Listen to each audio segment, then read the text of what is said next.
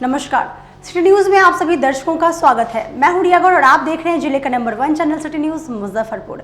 खबरों की ओर बढ़ने से पहले आइए एक नजर डाल लेते हैं आज की सुर्खियों पर। जिला पुलिस ने साहेबगंज अपहरित बच्चे को किया बरामद। अपहरण करने वाला निकला चचेरा मामा और मौसा। लोकल यात्रियों की परेशानी को देखते हुए मुजफ्फरपुर जंक्शन से शुरू की गई स्पेशल मेमू ट्रेन। और शहर में बाईपास रोड निर्माण को लेकर जिलाधिकारी, NHAI और RCD के साथ PMG की बैठक।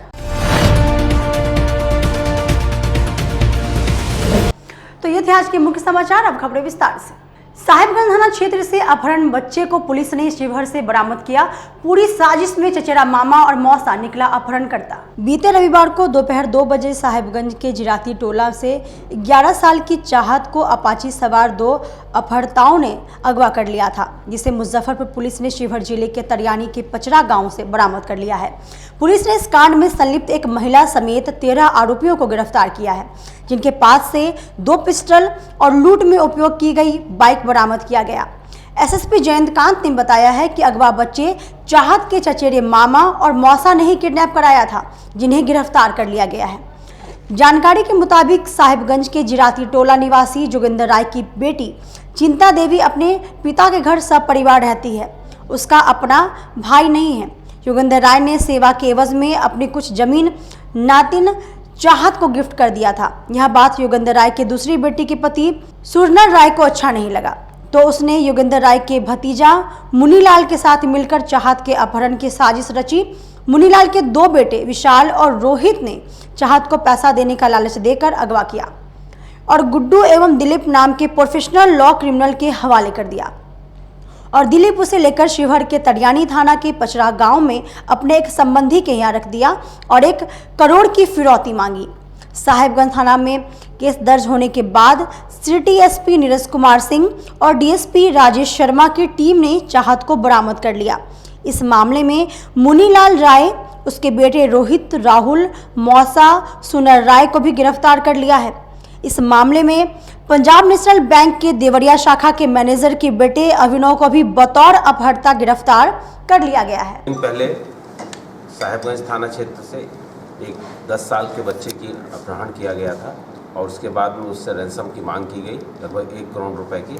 इस मामले में city SP Muzaffarpur, DSP Saraiya, Sahebganj और अन्य टीम के सदस्यों ने लगातार 48 घंटे तक एक ऑपरेशन चलाया। ऑपरेशन के दौरान शुरू में 5 लोगों की अरेस्टिंग करी गई और उसके बाद में शिवहर से उन्हीं के बयान के आधार पर शिवहर से बच्चे की सकुशल बरामदगी कर ली गई है। इसमें जो अभी तक के फैक्ट्स सामने आए हैं उसके हिसाब से बच्चे के जो फादर थे उनका फैमिली से डिस्प्यूट था अपने मामा से, और उन्हीं ने अपने इस बच्चे की कुछ अपराधियों के साथ मिल करके किडनैपिंग कराई थी और बाद में पुलिस ने उसको बरामद कर लिया है। इनके आपराधिक इतिहास को हम लोग खोज रहे हैं। पूर्व में भी ये जो पारू में एक गैस एजेंसी की लूट हुई थी उसमें इससे कुछ अपराधी जुड़े हुए हैं। इस प्रकार पुलिस को 2 मामलों में का उद्भेदन करने में सफलता। क्या क्या रिकवर है सर इसके पास? अभी तक के इनके पास में 2 कंट्री मेड वेपन्स, 2 जिंदा कारतूस, 1 अपाची मोटरसाइकिल और बाकी 13 लोगों की अरेस्टिंग है। लोकल यात्रियों की परेशानी को देखते हुए सोनपुर मंडल द्वारा मुजफ्फरपुर जंक्शन से 10 ट्रेनों का परिचालन शुरू किया गया। रेलवे ने एक बार फिर छात्रों के हित में एक कदम उठाया है। रेलवे ने छात्रों की सुविधा को ध्यान में रखते हुए स्पेशल ट्रेनों को चलाने का निर्णय लिया है। इसमें मुजफ्फरपुर के लिए 10 ट्रेनें शामिल हैं। दरअसल JEE, नीट तथा मेंस जैसी परीक्षाओं में छात्रों को परीक्षा केंद्र पर आने जाने के लिए और छात्रों की परेशानी को दूर करने के लिए राज्य सरकार के आग्रह पर बिहार में 20 पैसेंजर ट्रेनों का परिचालन बुधवार से शुरू किया गया। इसको लेकर मुजफ्फरपुर जंक्शन पर भी चहल पहल दिखी, जहां छात्र सोशल डिस्टेंसिंग का पालन करते हुए टिकट लेते नजर आए। JEE, नीट तथा मेंस परीक्षाओं में छात्रों की परेशानी को लेकर तथा आने जाने में सुविधा को लेकर राज्य सरकार के आग्रह के बाद आज यानी 2 तारीख से लेकर 15 तारीख तक पूरे बिहार में 20 पैसेंजर ट्रेन चलाने का आज से आदेश जारी हो गया है, जिसमें 10 ट्रेनें मुजफ्फरपुर होते हुए क्रॉस करेगी। तो छात्र हित के लिए राज्य सरकार ने एक बहुत बड़ा कदम उठाया है। इससे छात्रों को हो रही परेशानी में बहुत कमी होगी। मैं अपने सहयोगी विकास के साथ Sonu Sharma, city news Muzaffarpur. DRDD द्वारा बनाए जा रहे पताई हवाई अड्डे स्थित कोविड केयर सेंटर का फिलहाल अभी उद्घाटन नहीं होगा। बुधवार को जिलाधिकारी डॉक्टर चंद्रशेखर सिंह ने बताया कि DRDO द्वारा पताही हवाई अड्डे पर बनाए गए कोविड केयर अस्पताल को अभी फिलहाल शुरू नहीं किया जा रहा है। ड्रग लाइसेंस और ऑक्सीजन सप्लाई का काम अभी बाकी है। आपको बता दें कि कुछ अखबारों में 3 सितंबर से कोविड केयर अस्पताल शुरू होने की खबर छापी गई थी, जो पूर्णतः भ्रामक है। पर जिलाधिकारी का यह जरूर कहना है कि घबराए नहीं, SKMCH के कोविड केयर में कोरोना पॉजिटिव मरीजों के इलाज की बेहतर व्यवस्था की जा रही है। DRDO का अभी बन करके तैयार है, उनका कुछ अपना प्रोसेस है, ड्रग लाइसेंस का और जो लिक्विड ऑक्सीजन है उसका सब अनुमति लेने का, वो सब प्रोसेस में है। तभी कल से नहीं शुरू कर पाएंगे, वो 2-3 दिन लगेगा। 2-3 दिन के बाद वो लोग जो है उसमें पेशेंट एडमिट करना शुरू कर देंगे। और अभी उस तरह की कोई हम लोगों के यहाँ बहुत पैनिक की स्थिति नहीं है। जो मेडिकल कॉलेज में हम लोगों के 200 बेड बने हैं, तो उसमें 20-22 ही अभी ऑक्यूपेंसी है, तो इसलिए उसमें अभी हड़बड़ी की बात नहीं है। सारा प्रोसेस पूरा करके और 2-3 दिन बाद वो लोग एडमिट करना शुरू करेगा। रिया चक्रवर्ती का इंटरव्यू करने वाले आज तक के एंकर राजदीप सरदेसाई सहित 2 लोगों पर CGM कोर्ट में परिवाद हुआ दायर। करजा थाना क्षेत्र के गोरियारा गांव निवासी भुवनेश्वर प्रसाद उर्फ टुनटुन ने आज तक न्यूज चैनल के न्यूज एंकर राजदीप सरदेसाई और आज तक चैनल के निदेशक पर CGM कोर्ट में विभिन्न धाराओं में परिवाद दर्ज कराया। परिवादी भुवनेश्वर प्रसाद का कहना है कि सुशांत सिंह राजपूत आत्महत्या मामले में आरोपित रिया चक्रवर्ती को नाजायज लाभ पहुंचाने के उद्देश्य से पत्रकारिता के नियमों को ताक पर रखकर आज तक न्यूज़ चैनल अब तक का सबसे लंबा इंटरव्यू चलाया। 44 मिनट का जो मीडिया ट्रायल हुआ, उसमें कहीं ना कहीं पूरे देश के मीडिया का भी अपमान हुआ है। मीडिया भी कटघरे में आ गई है, उसकी विश्वसनीयता पर प्रश्न चिन्ह लगा है। तो मेरा मानना है कि इससे देश का अपमान हुआ है। देश के मीडिया का अपमान होना मतलब देश का अपमान है, पहला नंबर। दूसरा बात कि इसमें गवाह संख्या 1 जो हमारे कुंदन कुमार जी हैं, उनके द्वारा आज तक के पदाधिकारी से संपर्क साधा गया, और जब उनके पदाधिकारी को यह ज्ञात हुआ कि हम लोग बिहारी हैं, तो हम लोग के साथ अपशब्द का व्यवहार किया गया, अपशब्द बोला गया, जिसका हम लोग के पास साक्ष्य है। उसका वॉइस रिकॉर्डिंग भी हम लोग के पास है। जब ज़रूरत होगा तो कोर्ट के सामने उस साक्ष्य को हम लोग प्रस्तुत करेंगे। और तीसरी बात यह है कि एक मुजरिम को कहीं ना कहीं आज तक के द्वारा एक सॉफ्ट इंटरव्यू लेकर बचाने का कोशिश किया गया है। आज तक हमको लगता है कि भारत के मीडिया के इतिहास में 1 घंटा 44 मिनट का जो इंटरव्यू है, शायद पहला इंटरव्यू ऐसा होगा जो इतना लंबा इंटरव्यू लिया गया। इसी आक्रोश में हम लोगों ने यह मुकदमा दर्ज किया। वहीं परिवादी के वकील अधिवक्ता अनिल कुमार सिंह ने बताया कि अपर मुख्य न्यायिक दंडाधिकारी ने परिवाद को स्वीकार करते हुए सुनवाई की तिथि 7 सितंबर को सुनिश्चित की है। तो आज तक का सबसे बड़ा इंटरव्यू अगर किसी का हुआ है तो रिया चक्रवर्ती का ही हुआ है। 1 घंटा 44 मिनट यह अपने आप में एक उन्होंने रिकॉर्ड स्थापित किया है। तो ये सब है, रिया चक्रवर्ती को बचाने के लिए एक साजिश की गई है। सब इसी बात को लेकर के हमने दाखिल किया है। उसमें दफ़ा लगाया गया है 212, 504, 506, 120B IPC, 505 IPC।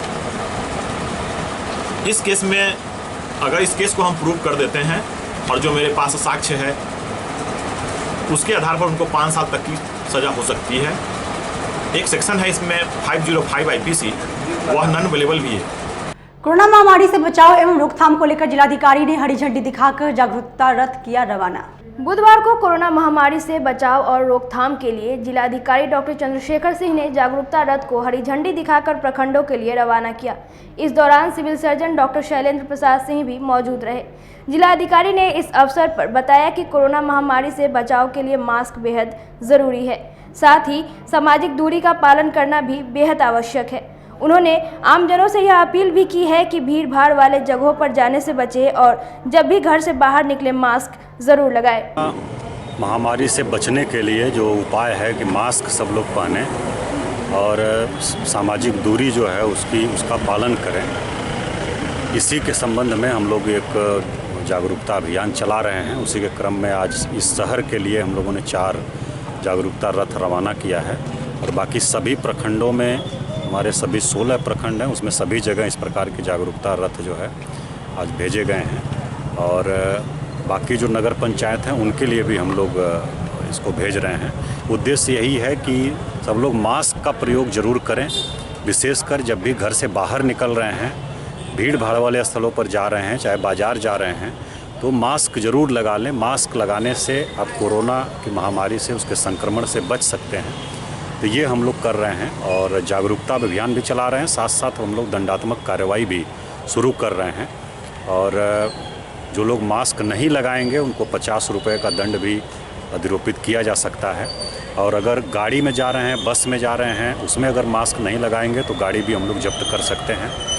और दुकान में अगर हैं, दुकान में ख़रीदारी कर रहे हैं या दुकानदार हैं, मास्क नहीं लगाएंगे तो दुकान को भी हम लोग सील कर सकते हैं। ये अभियान भी हम लोग साथ साथ अब शुरू कर रहे हैं।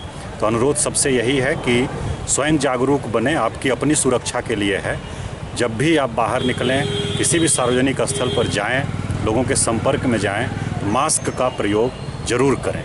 बाहर जाने वाले यात्रियों को ट्रेन के टिकट कटाने में कई दिनों तक इंतजार करने के बाद भी यात्री बगैर टिकट के लौटने को मजबूर हैं। कोरोना संक्रमण के बीच स्पेशल ट्रेनों के जरिए पूरे देश में ट्रेन सेवा शुरू की गई थी, लेकिन ट्रेनों की संख्या कम होने की वजह से सभी ट्रेनों की टिकटें ऑनलाइन बुक हो जा रही है, जिसकी वजह से मुजफ्फरपुर जंक्शन के आरक्षित टिकट काउंटर पर यात्री काफी परेशान हो रहे हैं। यात्री टिकट कटाने के लिए 4 से 5 दिन से काउंटर पर आ रहे हैं, लेकिन सभी ट्रेनों में नो रूम बताया जा रहा है। यात्रियों ने बताया कि हम लोग काफ़ी परेशान हैं। 3-3 दिन से रुक रहा है, उसका पहला नंबर भी आता है, उसको पहले नंबर पे भी टिकट नहीं मिलता है, तो कहाँ से टिकट निकाला जाए बताइए। तो अंदर से काउंटर से सीधा बोलता है कि आपको बताते हैं, सब ऑनलाइन वाला निकाल देता है, तो भी आप यहाँ आ जाते हैं। अरे भाई, जब आदमी को कुछ तकलीफ होगा, टिकट निकालना होगा, तो रेलवे में नहीं आएगा तो कहाँ जाए। क्या परेशानी हो रही है? परेशानी ये है कि मैं 31 तारीख से यहाँ वेट कर रहे हैं और हम यहाँ पे सरकार द्वारा यहाँ चार्ट लगा के नंबर लिखे हैं, उसको 2 और 3 बार फाड़ दिया गया और फाड़ने में जब ऑब्जेक्शन किए तो लोग यहाँ दांधेगिरी करके हमको मारने का धमकी दिया गया है। और जब लाइन में लग रहे हैं तो लाइन वाले से हटा दे रहा है। RPF से यहाँ का जो सिक्योरिटी गार्ड है वो सीधा बोल रहे हैं कि हमको कोई लेन देन नहीं है, आप लोग यहाँ खड़े रहिएगा तभी आपको टिकट मिलेगा, नंबर द्वारा नहीं मिलेगा। हम आज से भी कभी भी टिकट 3-4 दिन पहले भी निकाले हैं, तो नंबर निकाले हमारे भाई सब जो है वो निकाले हैं। सर, मैं टिकट के लिए आया हूँ आज ही, और सर मुझे ये सुनने में आ रहा है कि जो पहले नंबर पे खड़ा है उसको धमका कर मार के भगा दिया जा रहा है और धमकी देकर भगा दिया जा रहा है यहाँ से। तो मुझे इस बात का डर है कि कल कहीं मुझ पर अगर मेरा नंबर आए, मुझ पर अटैक ना हो, मुझे इस बात का डर है कि मुझे मारा ना जाए यहाँ से भगाने के लिए। मतलब जाना कहाँ है आपको? जाना है मुझे, अहमदाबाद जाना है सर। जी, तो मुझे कितने दिनों से ये स्टेशन का चक्कर लगाना पड़ रहा है? सर मुझे तो सर कम से कम 10 दिनों से चक्कर लगा रहा हूँ। वक्त तो चला, छोटे से ब्रेक का लेते हैं, एक छोटा सा ब्रेक। तब तक आप बने रहिए हमारे साथ, देखते रहिए city news Muzaffarpur. Career achievers आपके विश्वास पर खरा उतरने वाला कोचिंग संस्थान है। हमारे यहाँ मेडिकल, IIT, JEE तथा फाउंडेशन की तैयारी भी कराई जाती है। इसके अलावे exclusive batch JEE mains, advance की भी क्लासेस चलाई जाते हैं। छात्र छात्राओं को 100% स्कॉलरशिप की भी व्यवस्था है। यहाँ से कितने छात्र छात्राएं सफलता की सीढ़ी चढ़ चुके हैं। Classes taken by top mentors, तो हमारे यहाँ अवश्य पधारें। तो हमारा पता याद रखें, हमारा पता है career achievers, Mithanpura, near north point school, और हमारा कॉन्टेक्ट नंबर है 8002479735, या फिर आप हमें कांटेक्ट कर सकते हैं 8877430251 पर। सबसे बड़ी बात तो ये है कि हम चाहते हैं कि हमारे इस मिशन में हमारे बच्चे गंगा पार करके उस पार नहीं जा पाए। यही नहीं, मिशन तो तब सक्सेसफुल होगा जब गंगा पार के बच्चे यहाँ एडमिशन लेने के लिए मार करेंगे। इसी आशा के साथ इंस्टीट्यूट तो हम लोग चला रहे हैं, अपने बच्चों को खुश करने की कोशिश कर रहे हैं। बच्चों को मैंने यही कहा है, तुम अपना समय दो, मैं तुम्हें आसमान की मुजफ्फरपुर की शान और अपने कलाकृतियों से बॉलीवुड के स्टारों में अपनी पहचान बना चुका बाबा की दुकान लहठी भंडार पिछले 50 वर्षों से आपके पसंद का ख्याल रखती है। यहाँ से लाह की बहुरानी सेट बॉलीवुड की स्टार ऐश्वर्या राय ने अपनी शादी में पहनी थी। यहाँ से राजनीतिक गलियारों के नामचीन चेहरों की दुल्हन भी सजी थी। हमारे यहाँ शादी सेट, बहुरानी सेट, जयमाला सेट, लाह के फैंसी आइटम कुशल कारीगरों द्वारा निर्मित कराई जाती है। इसके अलावा चूड़ा सेट, कंप्यूटर चूड़ा, कुंदन चूड़ा, वाटरप्रूफ चूड़ा, चुंदरी 3 बुंदिया, बंग बंगरी, हिंगलू, पात चूड़ा, जंगली चूड़ा का भी निर्माण अपने कारीगरों द्वारा कराती है। यही नहीं, लाह से बनी कान का टॉप्स, रिंग, नथ, गला का हार, मांग टीका, पेन स्टैंड, हाथी, बिछिया, ग्लास, करा भी बनाती है। तो एक बार हमारे यहाँ अवश्य पधारे। बाबा की दुकान लहठी भंडार, इस्लामपुर, मुजफ्फरपुर। हमारा कांटेक्ट नंबर है 9308620444। 40-50 साल से जो हमारी दुकान है, ये बाबा की दुकान लहठी भंडार, समझे ना, पुश्तैनी हम लोग का काम ही है। और हमारे यहाँ जो है जितने भी है, जैसे कि ऐश्वर्या राय के यहाँ लहठी गया, हमारा सचिन के यहाँ गया है, और आपके जो है तेज प्रताप सिंह, अभी लालू प्रसाद के लड़के की शादी हुई है, उसमें भी लहठी भेजा गया था। और हमारे यहाँ जो है ना बहुरानी सेट है, जैसे कि है कुंदन सेट है, और जैसे कि हम लोग जो डिज़ाइन जो है सेलेक्ट करते हैं जो लगन के ऊपर जो है, जैसे कि कस्टमर का चॉइस देखते हैं हम लोग हैं, उसी टाइप से हम लोग जो है माल तैयार करते हैं। और कलर है मैचिंग, हमारे यहाँ सबसे विशेषता है कि हर तरह के लहंगे का जो है ना मैचिंग तुरंत हैंड टू हैंड हम लोग लगा के दे देते हैं। हम पढ़ाते नहीं, हम बच्चों में विश्वास जगाते हैं। Christ Jyoti international school, based on CBSE curriculum with co education. इस स्कूल में प्रत्येक विषयों के लिए अनुभवी शिक्षकों का समूह है। विद्यार्थियों को अलग से ट्यूशन पढ़ने की आवश्यकता बिल्कुल नहीं है। बच्चों को प्रत्येक विषयों के लिए अलग से अतिरिक्त कक्षाएं दी जाती हैं। साइंस और कंप्यूटर लैब की व्यवस्था के साथ उत्तम खेल कूद के लिए बड़ा सा कैंपस भी है। नर्सरी के बच्चों को खेल कूद की विधि से पढ़ाई जाती है। केंद्रीय माध्यमिक शिक्षा बोर्ड पर आधारित पाठ्यक्रम से कक्षा प्ले हाउस व नर्सरी से अष्टम वर्ग तक ये नामांकन प्रारंभ है। तो नामांकन के लिए तुरंत संपर्क करें। हमारा पता है Christ Jyoti international school, Dharmodaya स्थली, माधोपुर सुस्ता, मुजफ्फरपुर। के रूप में ज्वाइन किया क्राइस्ट ज्योति स्कूल को, और यहाँ की व्यवस्था, यहाँ के पेरेंट्स सारे लोग पूरी तरह से बच्चों की पढ़ाई के प्रति जो केयरलेस थे, मैंने उन्हें जागरूक करने की कोशिश किया, और उस व्यवस्था को बदलने के लिए मैं हर संभव प्रयास करती हूँ। जहाँ तक हो पाएगा मैं इसे आगे बढ़ाऊँगी। इसे आगे बढ़ाना ही मेरा कर्तव्य है। ब्रेक के बाद एक बार फिर से आप सभी का स्वागत है। आइए बढ़ते हैं अगली खबरों की ओर। जिले के सड़कों की स्थिति को देखते हुए जिलाधिकारी ने NHAI और RCD के अधिकारियों के साथ PMG की मासिक समीक्षा बैठक की। बुधवार को समाहरणालय सभागार में जिलाधिकारी डॉक्टर चंद्रशेखर सिंह की अध्यक्षता में PMG की मासिक बैठक की गई। बैठक में जिले में NHAI, RCD सहित सड़क और पुल पुलियों की समीक्षा की गई। सड़कों की स्थिति बाढ़ के कारण बेहद खराब हो गई है, जिसे लेकर जिलाधिकारी ने बाढ़ प्रभावित क्षेत्रों में जल्द से जल्द सड़कों को मेट्रेबल करने का निर्देश दिया गया। साथ ही शहरवासियों को जल्द ही जिले में बाईपास का तोहफा भी मिलेगा। PMG ग्रुप में तो जो शहर में परियोजनाएं चल रही हैं हम लोगों की, चाहे वो NHAI की हों या RCD की हों, विभिन्न विभागों की जो सड़क, पुल, पुलिया निर्माण से संबंधित, रेलवे से संबंधित जो परियोजनाएं चल रही हैं, उनकी हम लोग समीक्षा करते हैं। तो उसी की समीक्षा बैठक थी, और इसमें मुख्य रूप से हम लोगों का मुजफ्फरपुर बाईपास की चर्चा हुई। इस पर काम चल रहा है। उसमें भुगतान जो किसानों का है, रैयतों का है, उसमें तेज़ी लाने का निर्देश दिया गया है। अभी बाढ़ के कारण थोड़ा उसमें हम लोग देखे कि प्रगति धीमी हो गई थी। दूसरा जो भगवानपुर फ्लाईओवर हम लोगों का बना हुआ है, उसका जो सर्विस लेन था बहुत दिन से लंबित था, तो उसमें भी काम शुरू हो गया है एक लेन में, और 1 महीने में पूरा करने के लिए NHAI के लोगों ने कहा है। तो वहाँ भी अतिक्रमण हटा करके और उसको एक लेन को हम लोगों ने बंद करा दिया है, ताकि जल्दी से जल्दी ये लोग काम उसको पूरा कर सकें। बाकी हम लोगों का मझौली चौरौत जो सड़क बन रही है 527 NH की, उसमें भी कुछ स्कूल बिल्डिंग्स आ रही हैं, तो उनको भी हटाने का एक प्रक्रिया है। उसका भी हम लोगों ने समीक्षा किया है कि वो भी जल्दी से बन जाए। इसके साथ साथ हम लोगों ने आज एक और बाईपास का प्रस्ताव भेजा है विभाग के निर्देश के आलोक में। जो कि हमारे जो NH-77 हाजीपुर से आ रहा है, उससे निकल करके हम शहर के पूर्वी भाग से होते हुए ये हमारा जो पूसा पथ है उसमें नरौली को क्रॉस करते हुए और फिर बूढ़ी गंडक नदी को क्रॉस करते हुए जाके मझौली में मिलेगा। तो एक पूर्व से NH-77 का बाईपास हम लोगों का जो शहर के पश्चिमी भाग से बन रहा है, तो शहर के पूर्वी भाग से भी एक बाईपास का प्रस्ताव आज हम लोगों ने अनुमोदित किया है, उसको हम लोग भेज रहे हैं सरकार को। और सरकार का निर्णय है कि प्रत्येक जिला मुख्यालय में बाईपास बनेगा, शहर का बाईपास बनेगा। उसी के आलोक में हम लोगों से भी प्रस्ताव मांगा गया था।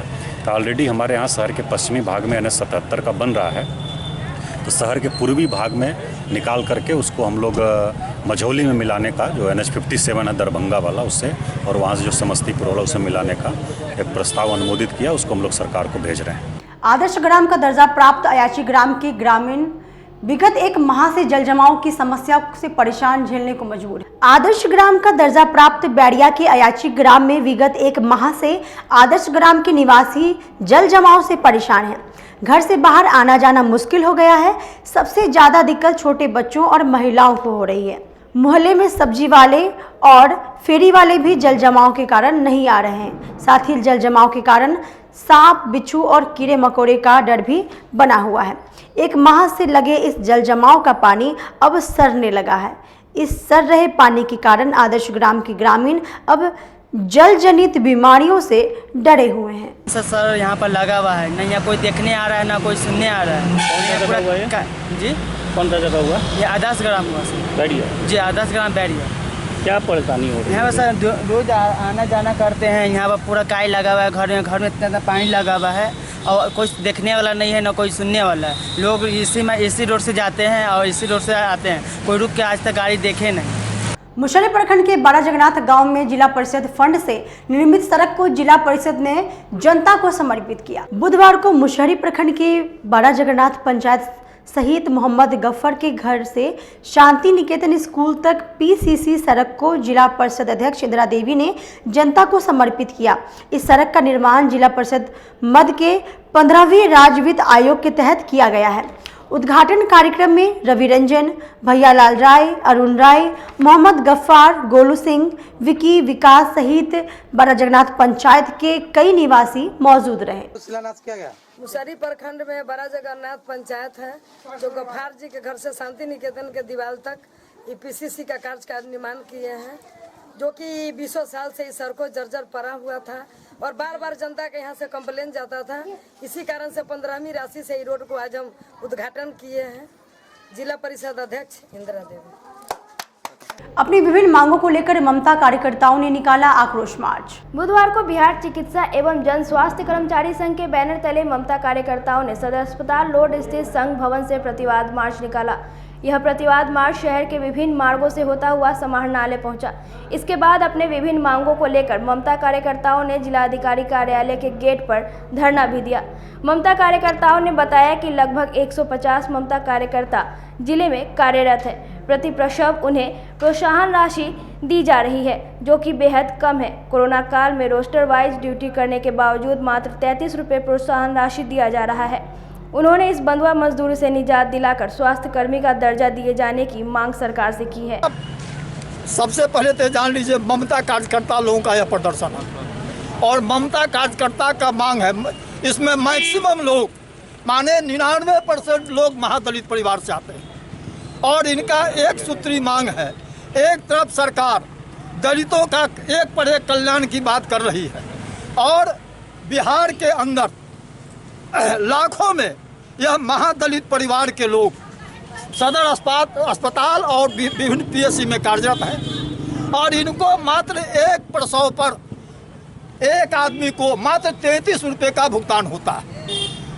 एक तरफ बिहार सरकार और भारत सरकार गांव-गांव में प्रचार करा करके बंधुआ मजदूरों से मुक्ति की बात करती है और दूसरे तरफ अपने यहाँ जो कार्यरत लोग हैं उसको 33 रुपया, वो भी प्रसव होगा तो 33 रुपया मिलेगा, प्रसव नहीं होगा तो 33 रुपया नहीं मिलेगा।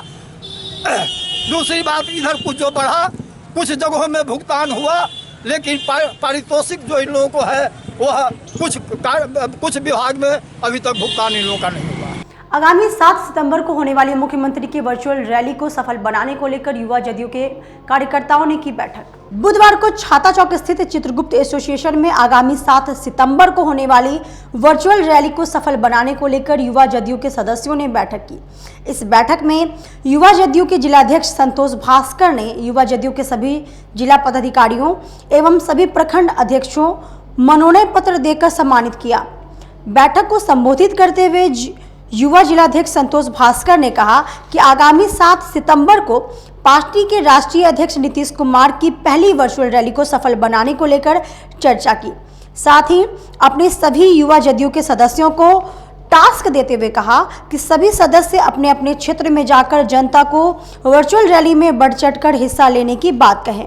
इस बैठक में जिला उपाध्यक्ष प्रभात रंजन, ब्रजेश किशोर पटेल, विकास यादव, प्रताप कुमार, मोहम्मद आदिल समेत कई सदस्य मौजूद रहे। मुजफ्फरपुर युवा जदयू की बैठक बुलाई गई है, जिस बैठक में आगामी 7 सितंबर को जदयू की पहली वर्चुअल रैली होनी है।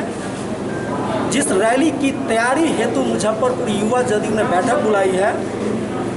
इसमें कौन कौन लोग शामिल हुए हैं? हमारे युवा जदयू के जिला उपाध्यक्ष, जिला महासचिव, जिला संगठन सचिव, जिला सचिव, मीडिया प्रभारी, कोषाध्यक्ष, सोशल मीडिया प्रभारी एवं तमाम हमारे 16 प्रखंड के जावाज प्रखंड अध्यक्ष मौजूद हैं। आगे बैठक में आएगा उधर क्या कुछ चर्चा किया गया? देखिए, आज की बैठक में हम लोगों ने आगामी विधानसभा चुनाव को देखते हुए हम लोगों ने आपस में विचार विमर्श किया कि कैसे मुजफ्फरपुर जिला के 11 विधानसभा में जदयू पार्टी एवं जदयू द्वारा समर्थित यानी एनडीए के जितने भी प्रत्याशी होंगे उनको भारी से भारी मतों से विजयी कैसे बनाया जाए, इस विषय पर हम लोगों ने चर्चा की।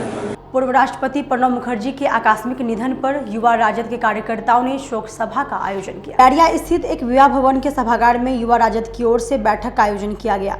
बैठक से पूर्व राजद जिलाध्यक्ष रमेश गुप्ता के नेतृत्व में राजद कार्यकर्ताओं ने पूर्व राष्ट्रपति प्रणब मुखर्जी के आकस्मिक निधन पर शोक व्यक्त करते हुए उनकी तस्वीर पर श्रद्धासुमन अर्पित की।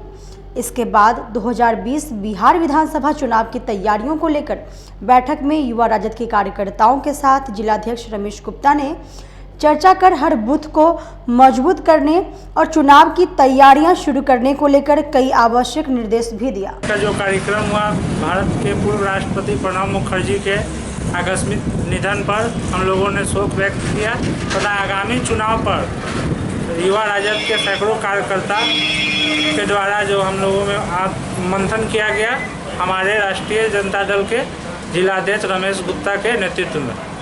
आज के लिए बस इतना ही। कल फिर मिलेंगे कुछ नई खबरों के साथ। तब तक आप मुझे और मेरी पूरी न्यूज़ टीम को दीजिए इजाजत। नमस्कार।